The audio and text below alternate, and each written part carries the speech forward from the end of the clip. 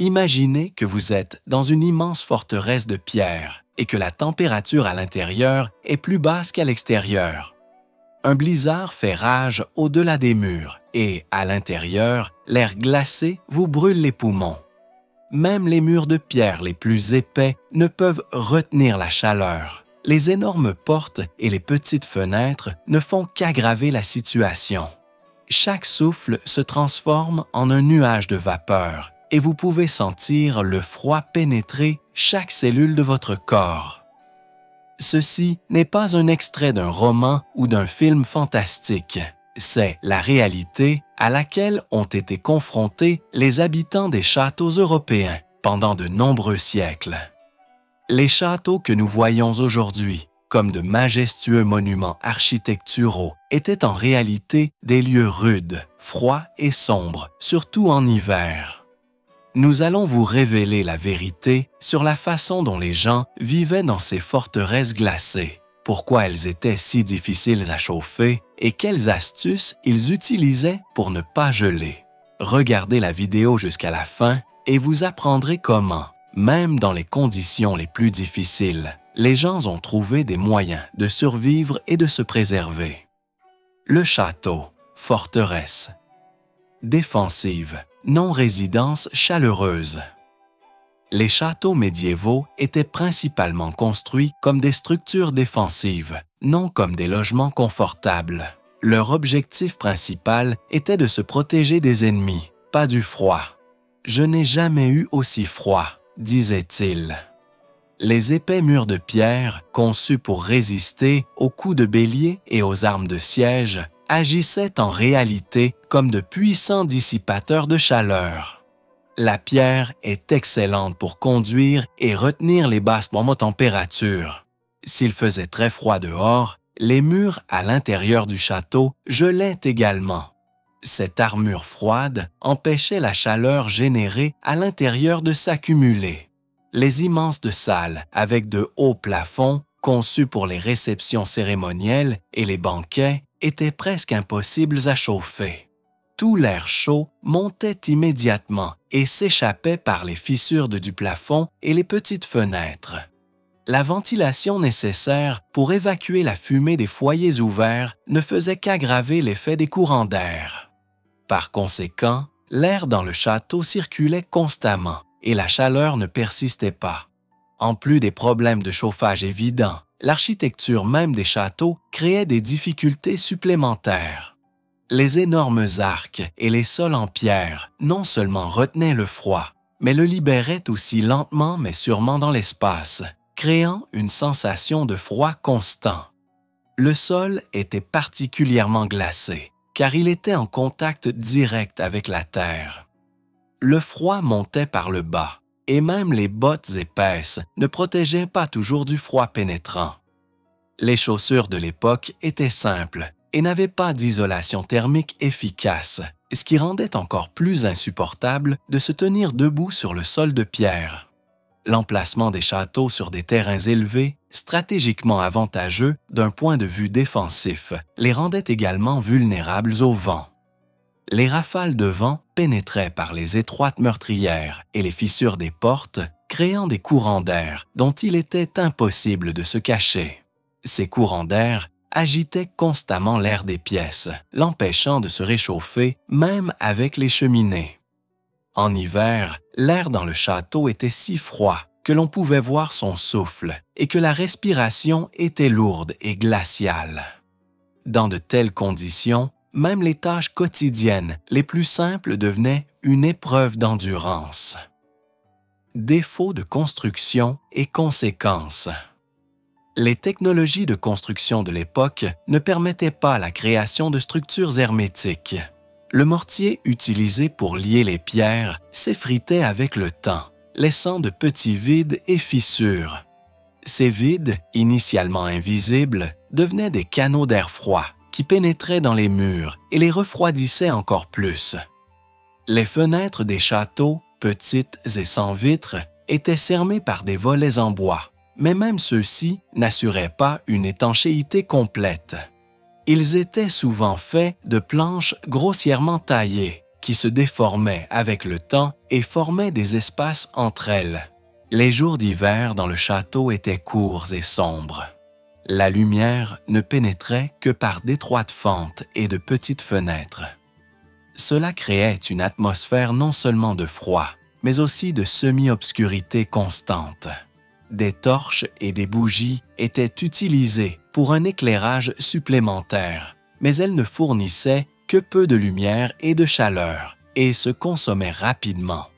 La vie dans de telles conditions exigeait une incroyable résilience.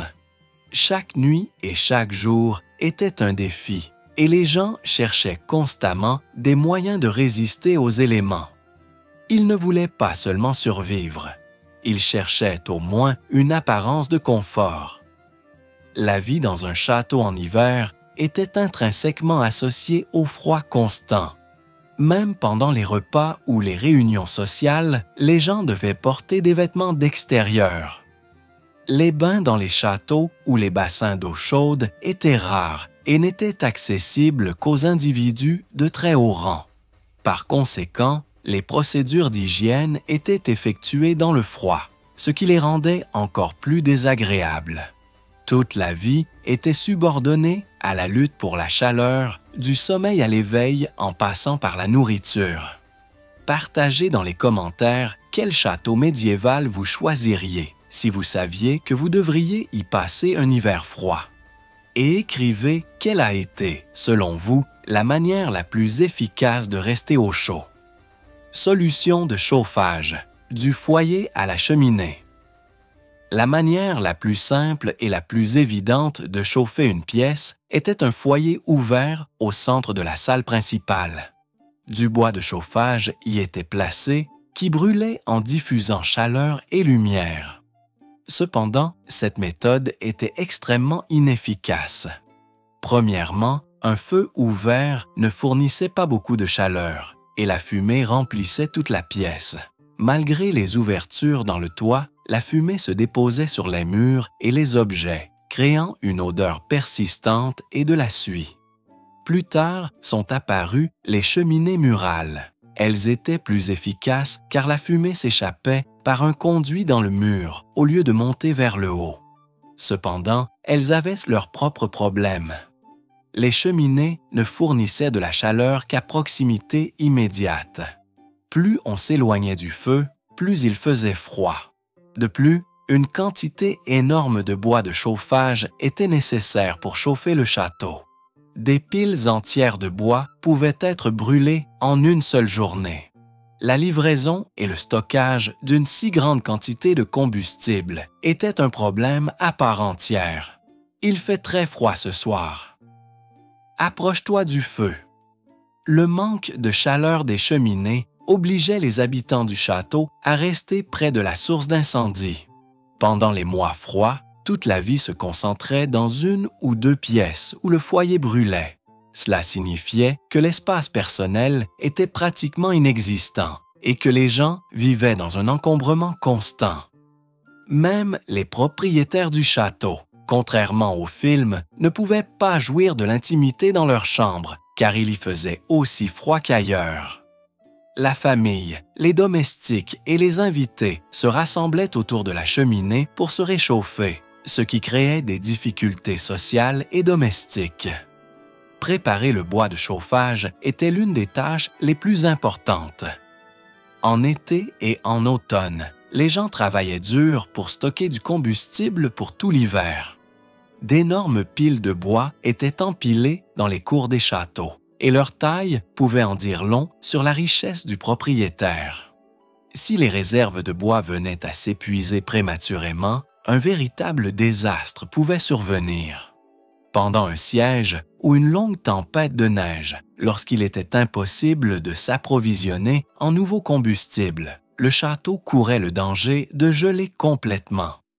Le bois de chauffage allumé n'était pas seulement une source de chaleur, mais aussi un symbole de vie et de sécurité. En plus du bois de chauffage, on pouvait brûler de la tourbe dans le foyer, qui dégageait plus de chaleur mais produisait plus de fumée, ou du charbon, qui était plus efficace mais beaucoup plus cher et difficile à obtenir. L'utilisation de ces combustibles alternatifs dépendait de la situation géographique du château. Cependant, le bois de chauffage est resté le principal combustible pendant des siècles, déterminant tout le mode de vie. Malgré toutes ces difficultés, les gens continuaient de chercher des solutions.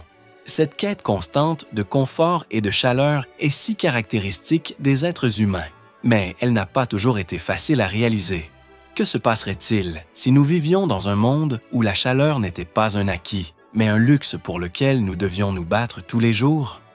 À quoi serions-nous prêts à renoncer en échange de passer une seule journée au chaud? Pour découvrir quelles autres solutions inattendues les gens ont trouvées, regardez la vidéo jusqu'à la fin. Le génie de l'isolation. Tapisserie et textile. Comme il était presque impossible de chauffer l'air du château, les gens se sont concentrés au moins sur l'isolation contre le froid. L'une des solutions les plus efficaces étaient les tapisseries et les rideaux en laine épaisse. Ces tissus à tissage dense étaient accrochés au mur pour créer une couche d'isolation supplémentaire. Les tapisseries non seulement protégeaient du froid, mais aidaient également à retenir la chaleur à l'intérieur de petits espaces isolés. Elles étaient accrochées aux murs de pierre pour réduire la perte de chaleur et étaient également utilisées pour créer des pièces improvisées à l'intérieur de grandes salles. Par exemple, dans la chambre, des tapisseries étaient accrochées autour du lit pour créer une sorte de tente. De cette façon, les gens n'avaient pas à chauffer toute la pièce, mais seulement un petit espace autour d'eux. Cette solution n'était pas seulement pratique, mais aussi prestigieuse. La création de tapisseries était un processus laborieux et coûteux, de sorte que leur présence indiquait la richesse du propriétaire du château. Et plus il y avait de tapisseries accrochées au mur, plus la pièce était chaude et confortable. L'utilisation de tapisseries comme isolation thermique était une solution brillante mais nécessaire. Les murs de pierre épais et massifs du château étaient constamment froids car ils ne pouvaient pas être rapidement réchauffés par le feu. Ils servaient de sorte de réfrigérateur qui extrayait constamment la chaleur de l'air. Pour contrecarrer cela, les gens accrochaient des tissus de laine et de lin au mur, servant de barrière entre la pierre froide et l'espace de vie. Cela aidait non seulement à retenir la chaleur, mais créait également une illusion de confort et de chaleur. Les tapisseries et les rideaux jouaient également un rôle important dans la division des grandes pièces en zones. Dans les vastes salles où les gens mangeaient, dormaient et travaillaient, ces cloisons tissées aidaient à créer de petites zones plus chaudes. Par exemple, les rideaux pouvaient séparer la zone de couchage du reste de la salle, permettant de retenir la chaleur corporelle dans un espace confiné. Ce principe de chambre dans la chambre était essentiel pour assurer un niveau minimum de confort. De plus, les tapisseries aidaient à dissimuler les vides dans les murs et les fenêtres par où pénétrait l'air froid. En plus des tapisseries, d'autres articles tissés étaient utilisés. Des couvertures et des couvre-lits en laine épaisse étaient jetés sur les épaules et les genoux, servant également à ajouter de la chaleur supplémentaire au lit. Les pots, encore plus efficaces pour retenir la chaleur, étaient utilisés comme tapis de sol, comme jetés de lit et même comme doublures pour les vêtements. Ces articles n'avaient pas seulement un but pratique, mais étaient aussi un symbole de richesse. Plus il y avait de peaux et de tissus chers dans le château, plus le statut de son propriétaire était élevé. La production de tapisseries était un véritable art. Les tisserands travaillaient pendant des semaines, parfois des mois, sur une seule pièce, utilisant des techniques complexes et des teintures coûteuses. Les motifs complexes et les scènes historiques représentées sur les tapisseries les transformaient de simples isolants en œuvres d'art. Ces articles se transmettaient de génération en génération, devenant des reliques familiales. Mais leur objectif pratique n'était jamais oublié. Les propriétaires de châteaux tenaient des listes d'inventaire complètes des tapisseries et des rideaux afin de pouvoir les déplacer rapidement en cas de besoin. Par exemple, lors d'un déménagement vers une autre résidence ou pendant des opérations militaires. Fait intéressant, la pratique d'utiliser des textiles comme isolation s'est poursuivie pendant de nombreux siècles, même après l'avènement de systèmes de chauffage plus sophistiqués. Les tapisseries ont continué d'orner les murs des châteaux et des palais, mais leur fonction originale de moyen de lutte contre le froid est restée dans l'histoire. Initialement, elles n'étaient pas seulement une décoration, mais une nécessité de vie qui aidait les gens à survivre dans des conditions difficiles. Elles étaient une sorte de bouclier contre le froid pénétrant qui s'infiltrait par tous les coins du château. C'est vraiment étonnant, n'est-ce pas, la façon dont le feu retient le froid. En fin de compte, les tapisseries et les rideaux sont devenus non seulement un élément décoratif, mais aussi un symbole de l'ingéniosité humaine et du désir de survivre. Ils prouvent que même dans les conditions les plus défavorables, les gens ont trouvé un moyen de créer des conditions acceptables pour eux-mêmes. En étudiant l'histoire des châteaux, nous voyons que derrière leurs énormes murs ne se cachait pas seulement le pouvoir et l'autorité, mais aussi une lutte constante avec la nature. L'avènement du poêle, l'alternative à la cheminée. Contrairement aux foyers ouverts et aux cheminées, les poêles étaient une forme de chauffage beaucoup plus efficace. C'étaient des structures fermées, faites de pierre ou de briques, où le feu brûlait à l'intérieur et la chaleur des parois chaudes était transférée à la pièce. La fumée s'échappait par la cheminée sans contaminer l'air. Les poêles sont apparus pour la première fois dans ce qui est aujourd'hui l'Allemagne et la Scandinavie, où le climat était particulièrement rude. Cependant, leur diffusion a été lente. La raison était que les poêles nécessitaient une conception plus complexe que les simples cheminées. Il fallait concevoir un système de conduit de fumée qui ne s'intégrait pas toujours dans les structures de châteaux déjà existantes. Néanmoins, les poêles offraient de nombreux avantages. Ils pouvaient conserver la chaleur pendant longtemps après que le feu se soit éteint et chauffer la pièce de manière uniforme. Avec le temps, les poêles ont commencé à être fabriqués avec des carreaux ou tuiles qui non seulement accumulaient la chaleur, mais décoraient également l'intérieur. L'introduction des poêles dans l'architecture des châteaux a été une véritable percée. Contrairement aux cheminées, qui créaient une zone localisée de chaleur, les poêles chauffaient tout le volume de la pièce. Cela était dû au fait que la chaleur des parois chaudes du poêle rayonnait dans toutes les directions, au lieu de s'échapper par la cheminée. De plus, les poêles ne nécessitaient pas une surveillance constante. Il suffisait de les charger une fois en bois de chauffage et de les allumer, et le poêle émettait la chaleur accumulée pendant longtemps. Cependant, installer un poêle dans un château déjà construit était une tâche difficile. Cela nécessitait souvent des modifications majeures de la conception, ce qui était coûteux et pas toujours possible. Les nouveaux châteaux construits à des périodes ultérieures ont été conçus dès le départ en tenant compte du chauffage au poêle. Dans ces châteaux, des conduits de fumée étaient placés à l'intérieur des murs, ce qui permettait de répartir la chaleur uniformément dans les différentes pièces. Ces systèmes étaient non seulement efficaces, mais aussi peu encombrants. En plus des poêles fixes, il existait d'autres options.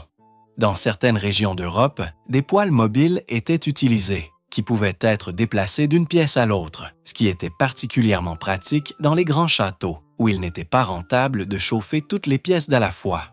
Ces poêles étaient de plus petite taille et n'avaient pas de système de cheminée complexe, ce qui les rendait moins efficaces, mais plus flexibles dans leur utilisation. Ils étaient généralement installés dans de petites pièces ou dans les appartements du seigneur, là où plus de chaleur était nécessaire. Les carreaux utilisés pour recouvrir les poêles n'étaient pas seulement beaux, mais aussi très pratiques. Ils étaient faits d'argile cuite et avaient une grande capacité calorifique, ce qui leur permettait de retenir la chaleur pendant longtemps et de la libérer dans la pièce. Les carreaux étaient souvent décorés de motifs complexes, de symboles héraldiques et de scènes de la vie quotidienne, transformant le poêle en une véritable œuvre d'art. C'était une preuve supplémentaire que même les objets les plus pratiques d'un château devaient être à la hauteur du statut de son propriétaire. Malgré tous leurs avantages, les poêles ne sont pas devenus une solution universelle. De nombreux châteaux anciens ne pouvaient tout simplement pas être adaptés au chauffage au poêle et les propriétaires ne voulaient pas dépenser de grosses sommes pour leur reconstruction. De plus, les poêles nécessitaient un combustible de haute qualité pour être allumés, ce qui n'était pas toujours disponible. Les cheminées, malgré leur inefficacité, étaient plus simples et moins chères à installer et à utiliser. C'est pourquoi les cheminées et les feux ouverts ont continué de dominer les châteaux pendant des siècles. Mais pourquoi les poêles ne sont-ils pas devenus une solution généralisée dans les châteaux? Et quelle solution serait meilleure que les poêles? Nous le saurons très bientôt. N'éteignez pas la vidéo. Petites astuces et chaleur corporelle. En plus des solutions fondamentales comme les tapisseries et les poêles, les gens recouraient à une variété de petites astuces pour rester au chaud. Par exemple, ils plaçaient des pierres chaudes ou des récipients d'eau chaude dans leur lit. Cela leur permettait de réchauffer leur lit avant de dormir et de ne pas geler pendant la nuit. Des couvertures de laine et des peaux étaient également largement utilisées, servant non seulement à réchauffer, mais aussi d'isolation supplémentaire. On les jetait sur les chaises, on les plaçait au sol pour éviter de marcher sur les pierres froides. Et bien sûr, on enveloppait les gens.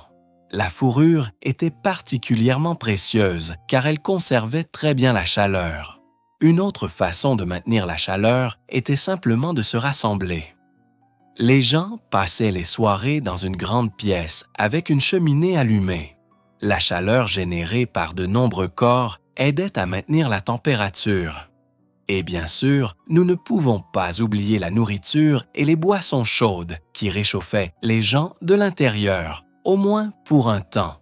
Ces petits trucs, mais très importants, aidaient les gens à survivre aux gelées les plus rudes. Par exemple, les pierres chaudes étaient une méthode simple et abordable.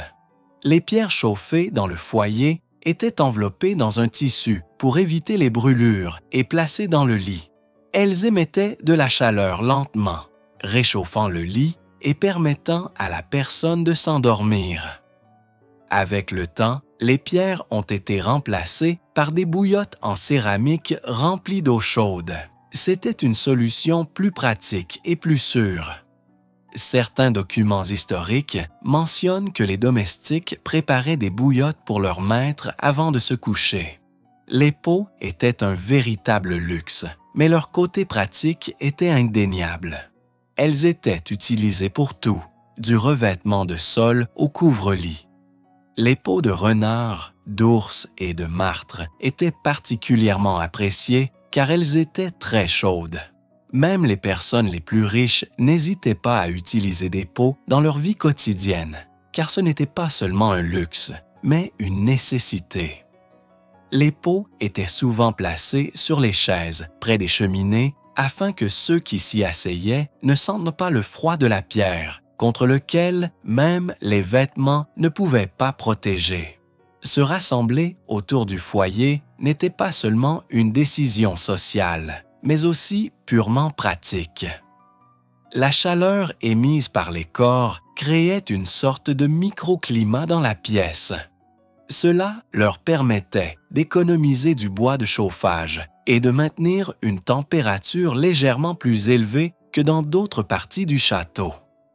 Lors des nuits froides d'hiver, les gens dormaient souvent dans une grande pièce pour rester au chaud. Cela ne s'appliquait pas seulement à la noblesse, mais aussi à leurs domestiques, qui dormaient souvent directement sur le sol des chambres de leurs maîtres pour que leur chaleur corporelle aide à maintenir la température de la pièce. Ce n'était pas un manque de respect, mais une mesure nécessaire. La nourriture et les boissons chaudes jouaient également un rôle important. Les soupes chaudes, la viande mijotée et le vin ou la bière chaude aidaient à réchauffer les gens de l'intérieur. Dans les châteaux, on préparait toujours beaucoup de nourriture qui était non seulement nutritive, mais aussi chaude. C'était particulièrement important pendant les périodes de froid. On buvait de la bière ou du vin chaud pour se réchauffer et aussi pour désinfecter, car l'eau était souvent froide. Une autre astuce consistait à utiliser des oreillers épais et des couvertures en laine. La laine est un excellent isolant et était utilisée en grande quantité. Les oreillers remplis de laine étaient placés non seulement sous la tête, mais aussi sous le dos pour se protéger des murs de pierre froids. La superposition était un principe clé. Les gens portaient de nombreuses couches de vêtements et utilisaient plusieurs couvertures dans le lit pour créer un espace d'air qui retenait la chaleur. Ces petites astuces accumulées au fil des siècles aidaient les gens non seulement à survivre, mais aussi à rendre leur vie dans les forteresses glacées un peu plus supportable. Le froid insupportable dans les chroniques. De nombreuses chroniques et lettres historiques de cette époque parlent du froid insupportable qui régnait dans les châteaux. Par exemple, les chroniques des rois de France contiennent des enregistrements de la façon dont les courtisans se plaignaient du froid intense au Louvre, qui n'était pas encore un palais au sens moderne à l'époque. Il existe des preuves que les rivières gelées étaient utilisées comme route en hiver et que la glace n'était pas rare dans les châteaux. Les rapports et les listes d'inventaire de cette époque mentionnent souvent de grandes quantités de bois de chauffage, ce qui indique des tentatives constantes de chauffer les locaux. Certains châteaux avaient même des pièces spéciales qui n'étaient chauffées qu'en hiver. Des documents conservés de l'époque mentionnent que dans certains châteaux, même l'eau et les cruches qui se trouvaient dans les chambres gelaient en hiver. Cela suggère que la température à l'intérieur des pièces pouvait descendre en dessous de zéro. Les fenêtres, faites de mica fin ou de parchemin et souvent totalement absentes, laissaient entrer le froid et le vent, rendant la vie encore plus insupportable. Les gens essayaient de passer le plus de temps possible dans la cuisine, où un grand foyer brûlait et où la nourriture était préparée. C'était l'un des endroits les plus chauds du château, et il y avait toujours beaucoup d'activités. L'ampleur de la souffrance des gens à cause du froid peut être jugée par leurs lettres et journaux. Beaucoup se plaignaient de rhumes constants et de douleurs articulaires causées par les conditions insupportables. Le froid n'était pas seulement un désagrément, mais une menace sérieuse pour la santé. Des références sont conservées sur la façon dont les seigneurs et leurs familles, de retour de voyage, se dirigeaient immédiatement vers la cheminée et exigeaient qu'on leur apporte du vin ou de la bière chaude pour se réchauffer. Fait intéressant, seules les pièces où l'on mangeait et les appartements des seigneurs et des dames étaient chauffés. Le reste du château, y compris les chambres d'amis, les dortoirs des domestiques et même l'armurerie, restait froid. Cela était dû au fait que les réserves de bois de chauffage étaient limitées et devaient être conservées pour la saison froide. De nombreux domestiques préféraient dormir dans la grande salle où la cheminée était allumée ou dans leur propre chambre couverte de toutes les couvertures et pots qu'ils pouvaient trouver. Les châteaux n'étaient pas seulement des structures militaires, mais aussi des centres de gouvernement et de commerce. Ils servaient à tenir la cour, à recevoir des ambassadeurs et à conclure des marchés. Mais toutes ces affaires importantes devaient être menées dans des conditions qui nous semblent aujourd'hui inacceptables. Même lors des réceptions formelles, lorsque beaucoup de gens se rassemblaient, la température dans la salle était si basse que les invités ne retiraient pas leurs capes et manteaux de fourrure. Le froid était une toile de fond constante de tous les événements qui se déroulaient dans le château. Une autre indication du froid étaient les listes d'inventaire. Elles précisaient souvent la quantité de bois de chauffage à préparer pour l'hiver, soulignant l'importance de cette ressource. De plus, les inventaires mentionnent une grande quantité de couvertures, de peaux et de tapisseries qui servaient à se réchauffer. Il ne s'agissait pas seulement d'articles ménagers, mais de choses vitales qui aidaient les gens à survivre. Bien sûr, dans de telles conditions, les gens ne pouvaient pas s'attendre au confort auquel nous sommes habitués. Cependant, ils n'ont pas abandonné et ont continué à chercher des moyens de rester au chaud. Et l'une de ces façons était la mode. Mais comment la mode peut-elle vous garder au chaud? Regardez jusqu'à la fin pour découvrir pourquoi il était d'usage de s'habiller comme un chou au Moyen Âge. La mode comme nécessité, le principe de la superposition. Les vêtements jouaient un rôle clé dans la survie. Contrairement aux costumes légers et élégants que nous voyons dans les films, les vrais vêtements médiévaux étaient chauds et comportaient plusieurs couches. Les gens portaient plusieurs couches de sous-vêtements en lin et en laine. Les vêtements d'extérieur étaient faits de tissus épais et lourds. En hiver, les gens portaient souvent des doublures de fourrure sous leurs vêtements. Les manteaux de fourrure et les capes faisaient partie intégrante de la garde-robe. Les mitaines et les chapeaux étaient importants, non seulement à l'extérieur, mais aussi à l'intérieur. Même lors des réceptions formelles et des banquets, les gens s'asseyaient avec leurs capes chaudes, car les salles étaient si froides qu'il était impossible de survivre sans elles. Les vêtements n'étaient pas seulement une façon d'exprimer le statut d'une personne, mais aussi une nécessité de la vie. Le principe le plus important était la stratification. Sous les vêtements d'extérieur, on portait plusieurs couches de chemises en lin et en laine, ce qui créait une couche d'air. Cette couche agissait comme un isolant thermique, empêchant la chaleur corporelle de s'échapper. Les chemises étaient faites de lin, qui était plus doux et plus confortable contre la peau, et des tuniques de laine étaient portées par-dessus pour mieux retenir la chaleur. Les vêtements d'extérieur étaient particulièrement lourds et épais. Les capes et les manteaux étaient faits de laine épaisse, souvent avec l'ajout de fourrure, et étaient une partie essentielle de la garde-robe. Les hommes portaient de longues tuniques, jusqu'aux genoux ou plus longues, et les femmes portaient de longues robes. Ces ensembles n'étaient pas les plus confortables pour les mouvements actifs, mais ils offraient une excellente protection contre le froid. Les vêtements étaient non seulement chauds, mais aussi durables, car ils étaient faits pour durer des siècles.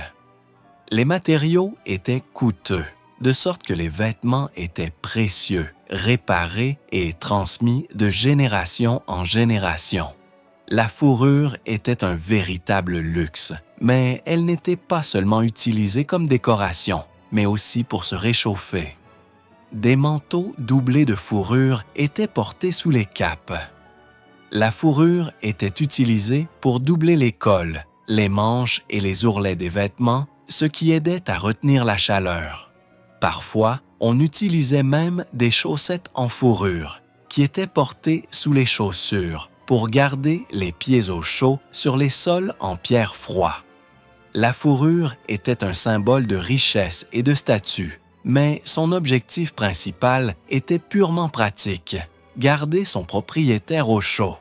Les chapeaux et les gants faisaient partie intégrante de la garde-robe d'hiver. Il faisait si froid à l'intérieur que les gens ne retiraient pas leur coiffure. Ce n'était pas seulement un accessoire de mode, mais aussi une protection contre les courants d'air et le froid qui pénétrait par les murs.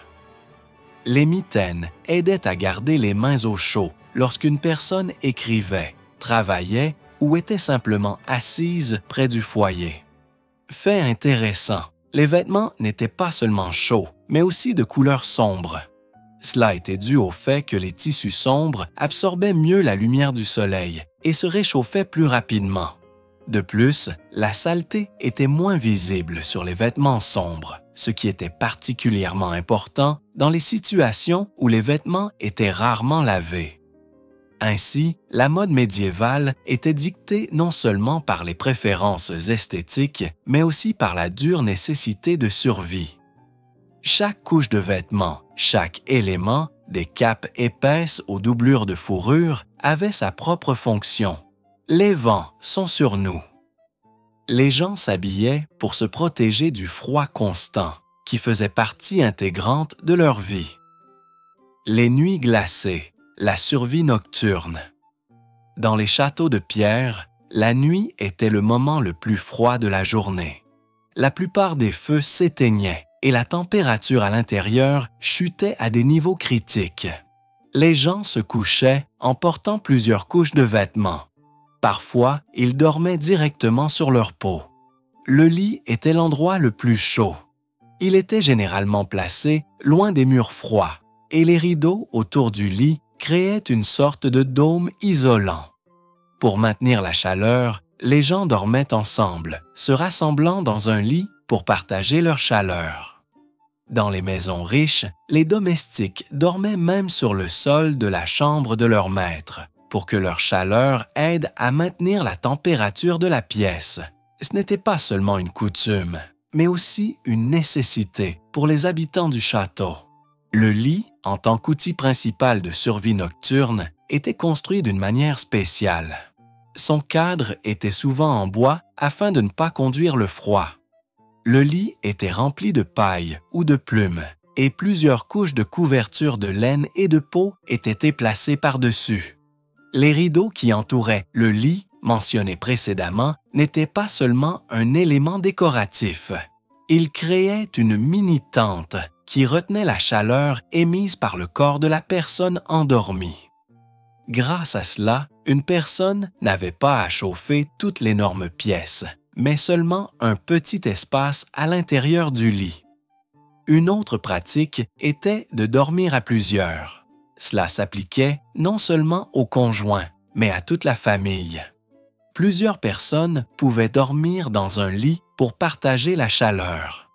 Cette pratique n'était pas inhabituelle, mais plutôt une mesure nécessaire. Les domestiques dormaient de la même manière, souvent allongés sur le sol d'une pièce pour créer un effet de poêle. C'était absolument normal, dicté par la dure réalité. Plus il y avait de gens dans une pièce, plus il faisait chaud.